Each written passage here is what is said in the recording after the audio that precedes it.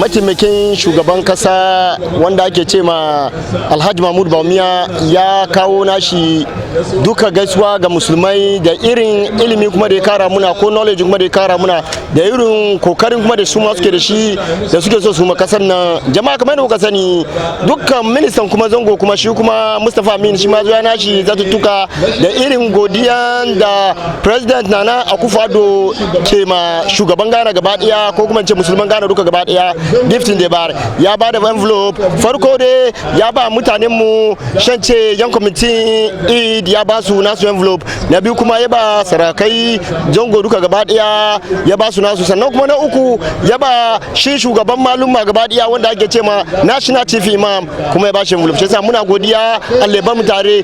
Bayan nan za a yi yanka wanda ke gwada kuma dukkan musulmi in aka yanka shi ma yana da inci yayi yankan shi.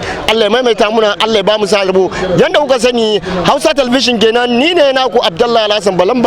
Jama'a ku share mu, ku like mu, kuma ku subscribe mu, kuma ku add mu. Muna gode muku sosai, kau gaji da mu. Assalamu alaikum wa rahmatullahi ta'ala wa barakatuh.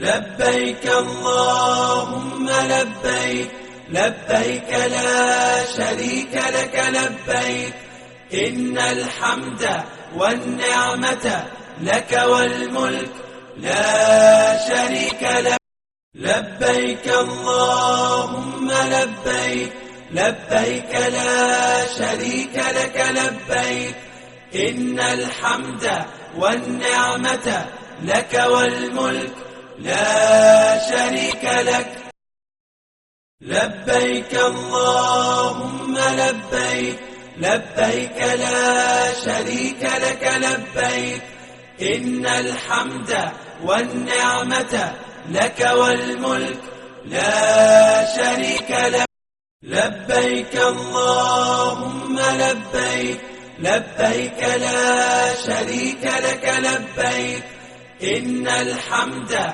والنعمة لك والملك لا شريك لك لبيك اللهم لبيك لبيك لا شريك لك لبيك إن الحمد والنعمة لك والملك لا شريك لك لبيك اللهم لبيك لبيك لا شريك لك لبيك إن الحمد والنعمة لك والملك لا شريك لك